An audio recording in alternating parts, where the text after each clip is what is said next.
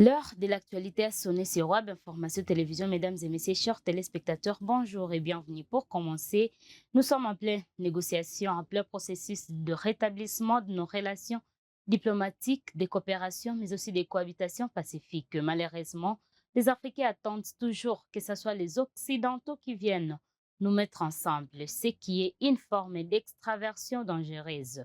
Parole du président de l'Assemblée nationale, Vital Kamerhe, à la troisième conférence interparlementaire africaine sur les défis mondiaux émergents. Il est dans cet élément suivi.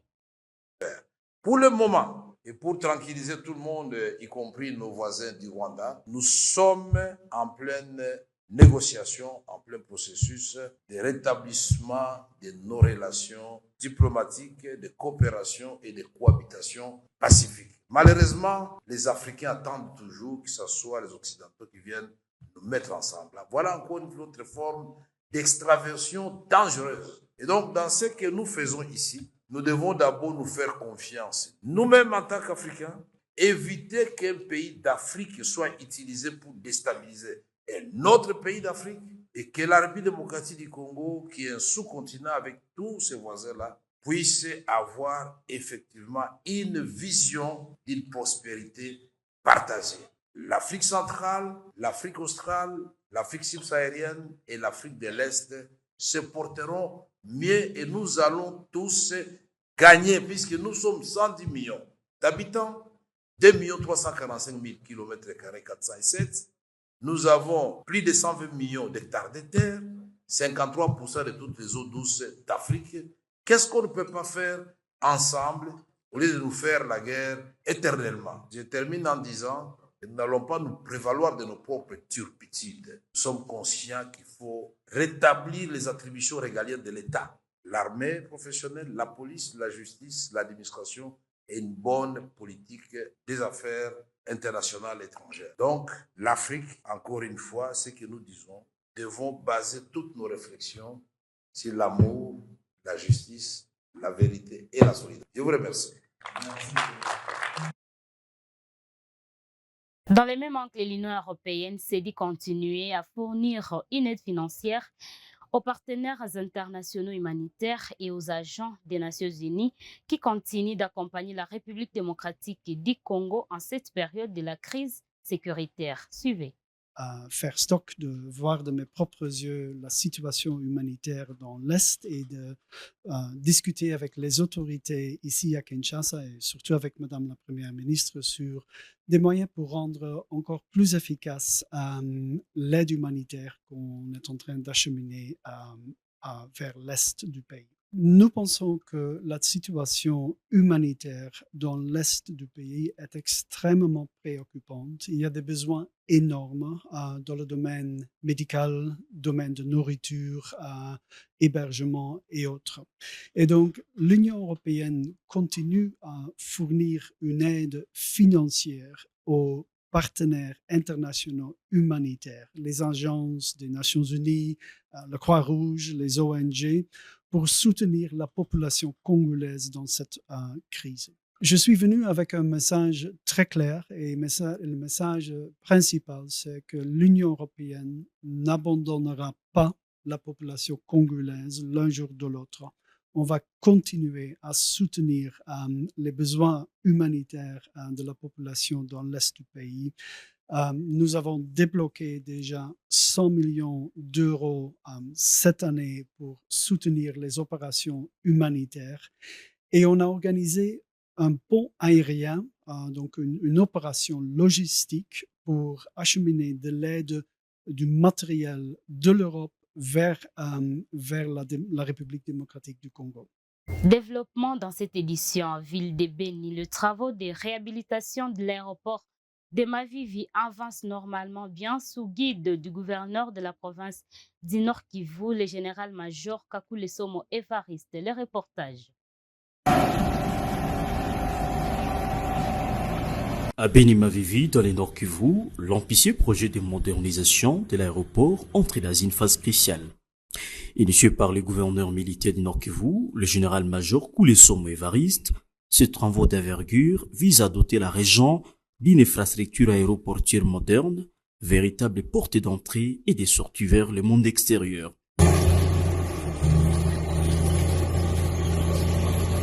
Ce lundi 12 mai 2025, l'engagement et la détermination sont palpables sur le terrain. L'honorable Kouli Viumbira Kade, directeur général de la société de services Viumbira SSV, l'entreprise qui exécute ses projets, est venu inspecter les travaux et motiver ses équipes. Les constants et sans équivoque, les travaux progressent à un rythme soutenu conformément aux délais établis. La qualité de leur réalisation témoigne du savoir-faire et de l'engagement des équipes sur place. Comme vous pouvez le constater, les équipes sont mobilisées et travaillent sans relâche pour respecter les calendriers. Pour l'ingénieur, géomètre et topographe Kassere Kamirembe merci, la précision et le respect des normes sont des priorités absolues. Ces projets ambitieux est en train de prendre forme, transformant progressivement le visage de l'aéroport de Beni-Mavivi. Tel que vous le constatez, nous sommes en train de répandre et de compacter pour préparer la couche de forme de l'aéroport. La couche de forme, c'est la couche qui nous aide à stabiliser et à renforcer la plateforme de l'aéroport pour en fait commencer le port de la chaussée ou la structure. Il n'y a pas vraiment de blocage. Nous sommes en train d'évoluer, comme vous le constatez, avec nos engins et tout marche vraiment bien. Par rapport au planning journalier, nous sommes vraiment satisfaits. Pour lui, au-delà des clivages politiques, il est essentiel de soutenir ces projets initiés par les gouvernements provinciaux sous état de siège. Faire de Mavivi un aéroport de classe mondiale est un enjeu majeur pour le développement de la région. Cet appel vibrant est lancé à la population de Beni. Et la population de Beni en particulier et du Nord Kivu en général ne se laisse pas typer par le faux bruit. C'est la SS tel que vous le constatez qui a été exécutée. Et nous sommes là uniquement à la SSV. Il convient de préciser que la société de services Viumbira SSV, surnommée société très professionnelle par la population, exécute pour cette première phase les travaux de réhabilitation, de l'enregistrement et de modernisation de la piste d'atterrissage et du tarmac du futur aéroport international de Beni-Mavivi. Rendons-nous à Idjui. Là, nous sommes en province du Sud Kivu, dans le but d'éviter des longs parcours aux habitants de Bukavu, de Goma et aux voisins pour la recherche de l'oignon. Un habitant de Idjui, qui est un agronome, a distribué des plantules de cet ingrédient important à l'alimentation humaine aux habitants de cette entité, mais aussi dans le cadre de réduire les taux de pauvreté en cette période de guerre. Une explication dans cet élément.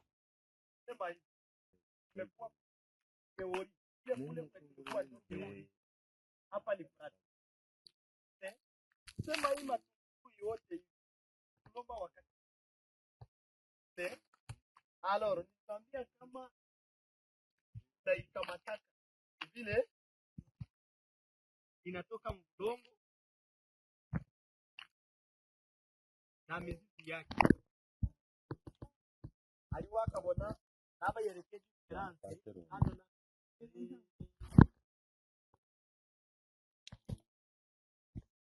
keka wala. Toa unaona kwa hii na hii itaikuza inaweza kupeleka nasikia.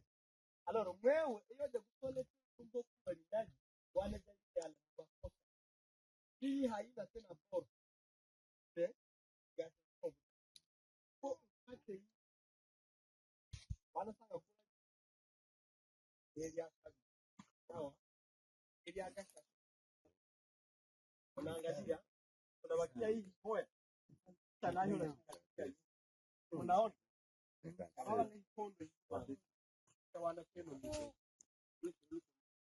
sawa unaona huku unaangalia hii tungulu hata ufanye namna gani okana manaje mungu daka okamimira na lusulubu ya fata vile me hii yenye uliacha na mimea na hii mama yani yake inataenda lala unasikia ndio hiyo isakariamu hata kuenda kulala. Ile kulala kosa ikolele sivika na COVID na ndio inafikia. Sawa? Kumbe kila mtu atafanya nini? Hata kakugonda sana kataota. Vile tunaelewana? Sawa.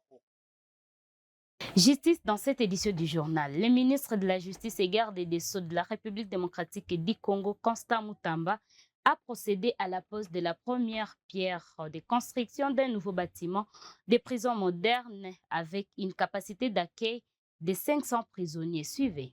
De construction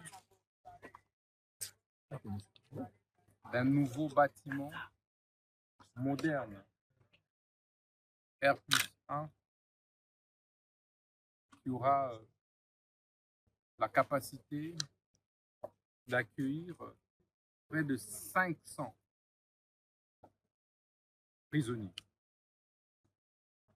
Comme vous le savez, le chef de l'État, son Excellence Félix Tshisekedi,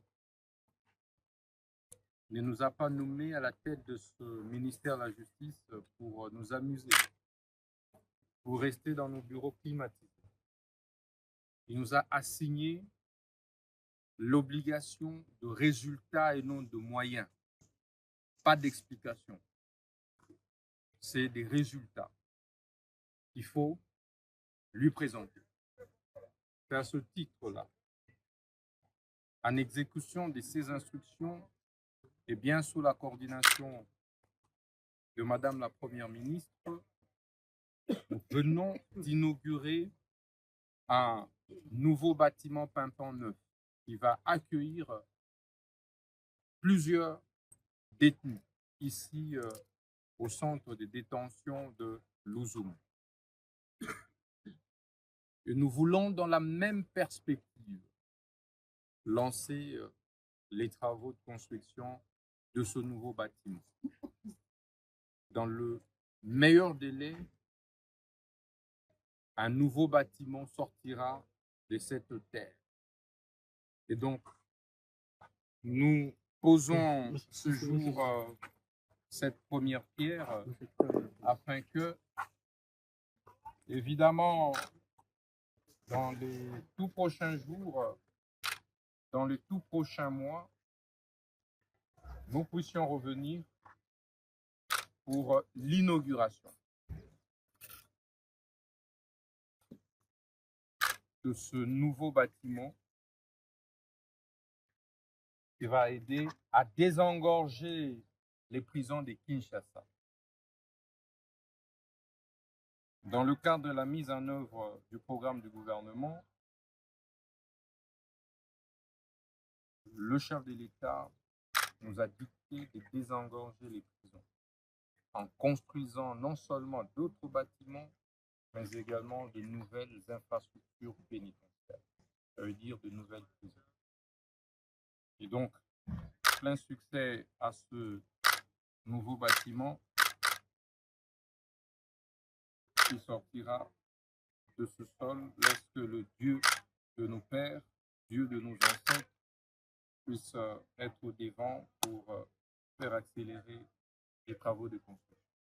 Merci et plein succès au directeur et à toute son équipe, aux bâtisseurs qui sont essentiellement des prisonniers. C'est sur fonds propres que ces travaux se réalisent. Nous nous mobilisons avec un minimum de discipline pour éviter d'éparpiller le peu de ressources du centre pénitentiaire de Louzoum. Nous allons également les accompagner, les appuyer. Le partenaire qui sera intéressé à pouvoir accompagner ce projet, bienvenue. Mais nous sommes décidés sur fonds propres à pouvoir rapidement construire ce niveau. Merci et plein succès à vous.